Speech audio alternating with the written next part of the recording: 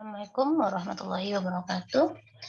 Alhamdulillah, hari ini kita masih diberi umur panjang dan kesehatan untuk mengikuti materi perkuliahan interaksi manusia dan komputer. Dan pada pertemuan ini kita akan membahas terkait prototyping. Pendahuluan, prototyping merupakan salah satu metode yang dapat digunakan untuk melakukan perancangan atau desain sebuah perangkat lunak atau sistem. Prototipe merupakan simulasi ya, gambaran umumnya dulu atau animasi dari bakal sistem, animasi dari bentukan sistem yang akan jadi nanti. Kemudian prototipe merupakan suatu metode dalam pengembangan sistem yang menggunakan pendekatan untuk membuat suatu program dengan cepat dan bertahap sehingga segera dapat dievaluasi oleh pemakai. Jadi setelah nanti prototipenya jadi, kemudian kita kasih tahu ke user yang akan atau pihak terkait yang akan menggunakan sistem tersebut, bagaimana nih dengan simulasi atau bakal dari sistem yang akan kami buat ini prototypingnya gitu kan. Nanti sekaligus secara bertahap akan ada evaluasi dari pihak pemakainya atau usernya nanti. Kemudian prototype ini memang benar-benar cocok untuk user yang awam IT. Jadi jika usernya atau penggunanya tidak paham dengan IT, dengan melihat prototipe yang kita buat, dia sudah paham, oh ternyata nanti rancangan bangunnya itu jadinya seperti apa gitu ya. Nah, kemudian dalam pembuatan prototipe kita dapat menerapkan UCD atau User Centered Design. Jadi memang kalau untuk perancangan itu memang berpusat atau berfokus kepada usernya yang akan menggunakan aplikasi atau sistemnya nanti gitu. Nah, jadi nanti tugas saudara akan membuat prototipe baik secara dengan menggunakan komputer atau non komputer gitu ya. Nanti akan saya berikan video terkait bagaimana cara membuat sebuah prototipe non komputernya dulu. Pengertian dari prototipe itu sendiri adalah sebuah JavaScript framework yang dibuat untuk lebih memudahkan proses dalam membangun aplikasi berbasis web. Prototipe bisa dibilang juga adalah sebuah cetak biru atau blueprint atau model dari sebuah sistem atau perangkat yang nanti bisa dikembangkan ke depannya. Jadi yang kita buat adalah bentuk awalnya, kemudian nanti pada proses pengembangannya itu nanti mau seperti apa tergantung dari modifikasi kita dalam membuat prototipe. Gitu. Prototipe juga merupakan salah satu metode pengembangan perangkat lunak yang banyak sekali digunakan. Dengan metode ini, pengembang dan pelanggan dapat saling berinteraksi selama proses pembuatan sistem. Karena prototipe ini bentuknya sederhana, jadi gampang untuk dievaluasi atau diperbaiki, ya kan? Nah, kemudian kesimpulan, prototipe merupakan suatu perangkat lunak yang digunakan, sedangkan prototyping adalah suatu metode dari pengembangan perangkat lunak yang akan digunakan. Kelebihan dari prototyping, adanya komunikasi yang baik antara pengembang dan pelanggan. Ya, seperti yang dijelaskan sebelumnya. Kemudian pengembang dapat bekerja lebih baik dalam menentukan kebutuhan pelanggan. Ya, karena sifatnya fleksibel, itu akan lebih gampang atau lebih memudahkan kita untuk melakukan perbaikan-perbaikan, ya kan? Karena kita udah dapat gambarannya nih, simulasinya bagaimana, aplikasi ini nantinya jadinya seperti apa, gitu kan? Nah, sehingga ketika ada kekurangan-kekurangan, itu gampang untuk diperbarui. Pelanggan berperan aktif dalam pengembangan sistem. Tentunya ya, karena kita harus melihatkan dulu nih prototipe yang sudah kita buat ke si pengguna. Jadi ada peran aktif atau interaktif dari si pengguna atau pelanggan tersebut kepada si pengembang sistem. Kemudian penerapan menjadi lebih mudah karena pemakai mengetahui apa yang diharapkannya. Ya, itu pasti ya. Kemudian untuk kekurangan prototipe, pelanggan tidak melihat bahwa perangkat lunak belum mencerminkan kualitas perangkat lunak secara keseluruhan. Karena bersifat prototipe tadi, otomatis kan kita hanya masih gambarannya saja, ya, yang kita tahu ini nantinya bisa gini, ini nantinya bisa gini. Tapi realnya kita belum lihat gitu kan secara keseluruhan itu bagaimana jalannya, apakah benar seperti itu atau tidak. Kemudian dan belum memikirkan pemeliharaan dalam jangka waktu yang lama. Pengembang biasanya ingin cepat menyelesaikan proyek sehingga menggunakan algoritma dan bahasa pemrograman sederhana. Hubungan pelanggan dengan komputer mungkin tidak menggambarkan teknik perencanaan yang baik. Itu adalah kekurangan-kekurangan dari prototipe. Deskripsi desain, bagaimana kita menyatakan dengan cepat gagasan-gagasan desain kita, kemudian tidak ada coding software pada tahap ini. Memang makanya tadi kita tidak tahu kemampuan sistem itu seperti apa, karena di dalam prototipe ini belum ada coding software pada tahapan ini ya. Nah, jadi kunci gagasannya adalah membuat desain dengan cepat, kemudian sediakan banyak fleksibilitas untuk perbedaan desain-desain, kemudian buat desain dengan murah, kembangkan respon feedback yang baik. Nah, ini UCD atau User Centered Design. UCD adalah mengenai perancangan teknologi yang interaktif untuk memenuhi kebutuhan user. Tahapan dalam UCD antara lain memahami kebutuhan user. Nah, kita sebagai perancang itu wajib ya, wajib memahami kebutuhan user itu. Makanya saya bilang di awal, saudara itu mampu berpikir secara umum orang lain berpikir gitu, minimalnya gitu. Tapi lebih baik lagi ketika saudara bisa melampaui itu. Nah, saudara berpikir lebih cepat dibandingkan orang lain, misalnya seperti itu. Nah, kemudian mendeskripsikan kebutuhan user, kira-kira kebutuhan user ini nantinya untuk aplikasi ini apa-apa saja gitu. Kalau bisa kita yang memberikan kelebihan-kelebihan dari aplikasi tersebut gitu. Misalnya user hanya minta A, kita kasih alternatif, ada pilihan B, C, dan D. Itu adalah contoh perancang yang baik. Kemudian merancang prototipe sebagai alternatif, kemudian mengevaluasi perancangan ya supaya nanti terjadi kenyamanan atau interaksi yang baik antara pihak pengembang dengan si pengguna. Karakteristik dalam proses UCD ini antara lain memahami user dan kebutuhannya, fokus pada user pada tahap awal desain dan mengevaluasi hasil desain, mengidentifikasi atau membuat dokumentasi serta menyetujui kegunaan dan tujuan pengalaman user. Kemudian perulangan hampir dapat dipastikan ya, pastilah karena beberapa user mungkin minta, ini digantilah dengan yang ini gitu di tengah-tengah pembuatan program kita. Kemudian para perancang tidak pernah berhasil hanya dalam satu kali proses, pasti ada beberapa kali proses yang dilakukan gitu. Dalam bidang yang lain, perancangan sebuah prototipe biasanya berupa model dalam skala kecil, contoh market bangunan. Mengapa menggunakan prototipe? Nah, ini alasannya nih. Kenapa kita harus menggunakan prototipe gitu? Evaluasi dan feedback pada rancangan itu interaktif, ya. Jadi kita bisa lihat secara keseluruhan, mau dibuat secara 3 dimensi kah, mau dibuat alurnya di rancangannya di kertas kah atau gimana. Jadi kemudian kita sosialisasikan atau kita diskusikan dengan user. Makanya disebut dengan evaluasi dan feedback pada rancangan ini interaktif. Stakeholder dalam hal ini user dapat melihat, menyentuh, berinteraksi dengan prototipe yang sudah kita buat. Kemudian anggota tim dapat berkomunikasi secara efektif, para perancang dapat mengeluarkan ide-idenya. Karena barangnya udah nampak nih, simulasinya ya kan, tentu ada beberapa ide yang muncul, dibandingkan kita hanya sekedar bicara gagasan kita ini, tentu dengan adanya prototipe itu lebih meyakinkan, atau lebih menstimulasi otak kita untuk mengeluarkan ide-ide lain. Kemudian memunculkan ide-ide secara visual dan mengembangkannya. Kemudian dapat menjawab pertanyaan, membantu pemilihan di antara alternatif-alternatif yang ada. Nah, ini dia dimensi prototipe ya. Ada dari segi penyajian, ruang lingkup, executability atau dapat dijalankan, kemudian maturation atau pematangan. Nah, ini nanti akan saya jadikan bagian dari tugas saudara pada saat saudara melakukan atau membuat perancangan prototipe ini nanti, ya. Kemudian metode-metode rapid prototyping ini ada dua. Yang pertama non-komputer, seperti yang sudah saya jelaskan di awal tadi ya. Non-komputer umumnya di awal proses. Nah, kemudian berbasis komputer umumnya di akhir proses. Jadi kita buat secara non-komputer dulu gambarannya untuk prototipenya, kemudian baru kita buat berbasis komputer.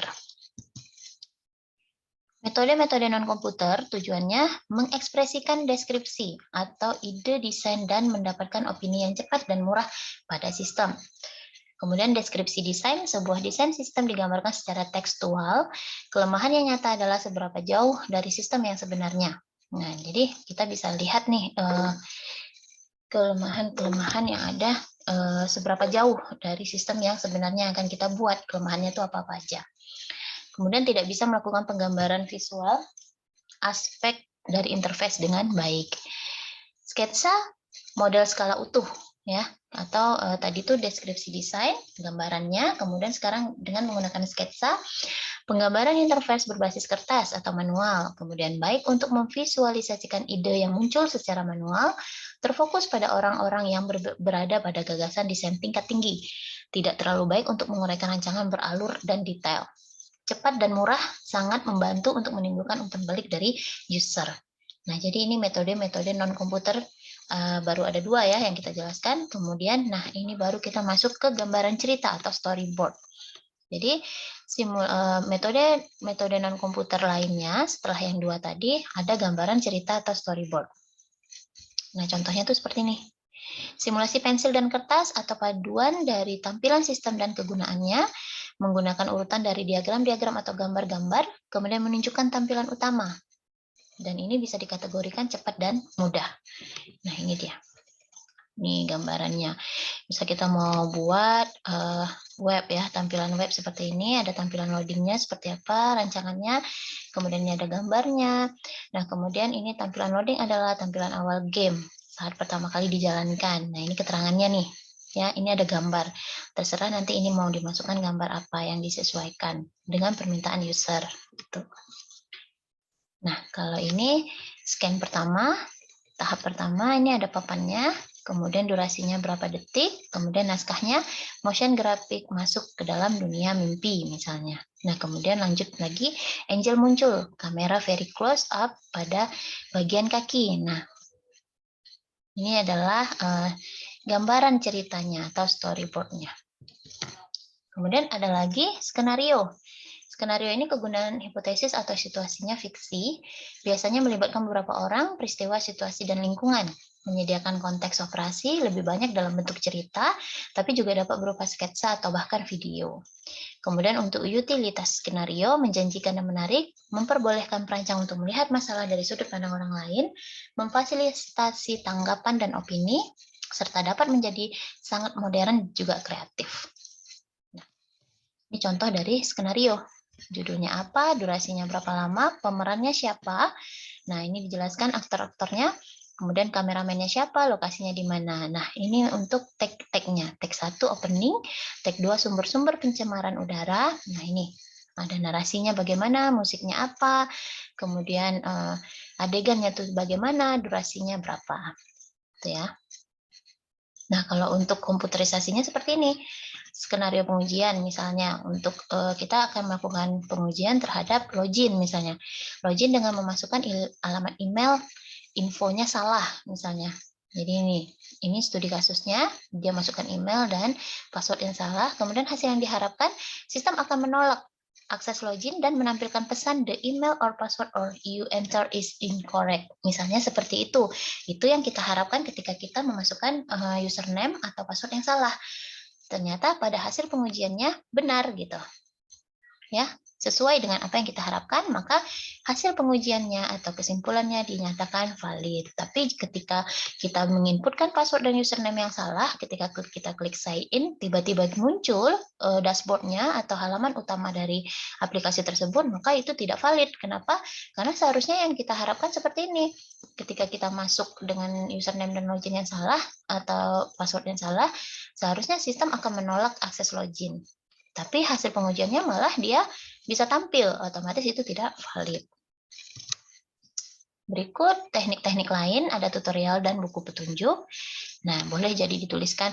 Jadi semacam aplikasinya udah jadi, kita bikinkanlah tutorialnya dari penggunaan atau manual book-nya dari penggunaan aplikasi tersebut. Nah, ini metode-metode komputer. Tadi adalah metode non-komputer, sekarang metode komputer. Simulasi dari fungsi sistem, biasanya hanya beberapa fitur atau aspek, kemudian dapat fokus dalam beberapa detail, umumnya sangat lebih menarik ya, karena lebih visualisasi, lebih tergambarkan gitu kan. Jadi akan lebih menarik. Nah, bahayanya kebanyakan user enggan untuk memberikan saran perubahan pada model ketika mereka lihat prototipe yang dibuat sudah sesuai dengan yang diharapkan. Nah, seharusnya kan kita tetap melakukan perubahan-perubahan ya ketika memang ada yang dirasa kurang gitu. Terminologi prototype dari segi horizontal nih, prototype, not prototype ya. Ini ada gambarannya hitam dan putih. Jadi sangat luas, melakukan atau menunjukkan interface yang banyak tetapi tidak mendalam, mencakup seluruh antarmuka pengguna namun tanpa fungsi pokok, berupa simulasi dan belum dapat digunakan untuk melakukan pekerjaan yang sesungguhnya. Misal, pengguna dapat mengeksekusi seluruh navigasi dan perintah pencarian, tapi tanpa memanggil informasi yang nyata. Kemudian mengurangi level fungsionalitas, tetapi semua fiturnya ada. Ini adalah prototipe vertikal. Jadi kalau ini tadi dia horizontal ke samping, kalau ini dia mendalam, vertikal. Memiliki lebih sedikit fitur atau aspek dari interface yang disimulasikan, tetapi dilakukan secara mendetail, lebih terstruktur dia. Kemudian mengandung fungsi yang detail, tapi hanya untuk beberapa fitur terpilih saja, dan tidak pada keseluruhan sistem. Misalnya dalam sebuah sistem informasi penerbangan, pengguna dapat dengan data real dari penyedia informasi tetapi tidak untuk keselamatan. Kemudian mempunyai performance lebih rendah dibanding sistem final. Kemudian tidak berada di dalam jaringan. Nah, ini prototipe dari sisi early prototype atau prototipe cepat, pengurangan biaya proyek dan risikonya itu sangat berpengaruh ya pada prototipe cepat, dapat digunakan pada industri yang berbeda-beda. Karena tadi prosesnya cepat, jadi dia bisa memiliki beberapa industri yang berbeda dalam satu waktu. Kemudian kesalahan dalam desain sebelumnya mudah dideteksi dan dapat diperbaiki dengan cepat juga. Kemudian sebagai kepuasan atas produk yang lengkap ini dirancang. Nah, kalau untuk prototipe lambat, ini contoh pada storyboard tadi digunakan di awal desain, biasanya digunakan dengan skenario lebih terinci dan dapat diputar ulang. Kumpulan dari sketsa atau frame individual bersifat individual atau tersendiri menyajikan urutan inti cerita, menunjukkan bagaimana kemungkinan user dapat mengalami peningkatan melalui setiap aktivitas yang dilakukan. Nah, ini dia contoh sketsa lainnya, Wizard of Oz. Kemudian ini nanti akan kita masuk ke tugas untuk terminologi prototype ini. Nah, prototyping tools ya, alat bantu pada prototyping. Kita bisa menggunakan Draw atau Paint program. Nah, di sini menggunakan Adobe Photoshop. Ya, menggambar setiap layar baik untuk dilihat, kemudian prototipe horizontal tipis, contoh Photoshop Corel Draw. Kita bisa menggunakan tools ini untuk membuat prototyping secara komputer, ya. Nah, kemudian script simulasi. Meletakkan tampilan seperti storyboard dengan animasi perubahan di antaranya dapat memberikan user catatan yang sangat spesifik, contoh pada PowerPoint, Hypercard, Macromedia, Director HTML. Nah, ini contohnya ya. Tuh. Interface Builders, contoh VB atau Delphi. Tools untuk menampilkan jendela, kendali, dan lain-lain dari interface. Jadi nanti pada pertemuan pada interaksi manusia dan komputer ini dengan saya, kita akan menggunakan interface builders untuk prototyping komputernya. Nah, dengan kita akan membuat perancangan antarmuka sederhana dengan menggunakan Visual Basic. Nah, fitur yang baik itu mudah dikembangkan dan memodifikasi layar, kemudian mendukung jenis interface yang dikembangkan, mendukung berbagai macam device input atau output, mudah untuk memodifikasi dan menghubungkan layar, kemudian mengizinkan memanggil prosedur eksternal dan program, mengizinkan mengimport teks, grafik, media lain, mudah untuk dipelajari dan digunakan, dukungan yang baik dari vendor. Nah, itu sangat mendukung ya, dukungan yang baik dari vendor tadi, dengan adanya hubungan baik kita dengan vendor atau penyedia layanan, maka itu akan mempermudah kita dalam melakukan tahap prototyping ke depannya. Nah, ini contoh-contoh prototyping. Kita buatkan gambaran prototipenya dulu atau cikal bakal dari program kita di sebuah kertas, kemudian kita realisasikan pada ini tampilan kita. Nah, besok tugasnya itu adalah saudara buat di kertas sedemikian rupa untuk sebuah perancangan antarmuka, entah itu jual beli, entah itu nanti perhitungan sederhana atau kalkulator sederhana dibuatkan di dalam sini. Nah, kemudian saudara tampilkan dengan menggunakan Visual Basic nanti yang akan kita gunakan. Nah, ini contoh lainnya ya. Atau oke. Baik, saya rasa ini dulu penjelasan saya terkait prototipe ya. Nanti kita akan diskusikan lebih lanjut di grup WA atau forum diskusi kita yang tersedia. Kemudian kita akan bahas terkait tugas yang akan saya berikan ya. Silakan saudara pahami kembali modul yang ada. Jika ada yang tidak saudara ketahui, boleh ditanyakan kepada saya. Saya tutup pertemuan hari ini. Assalamualaikum warahmatullahi wabarakatuh. Selamat pagi.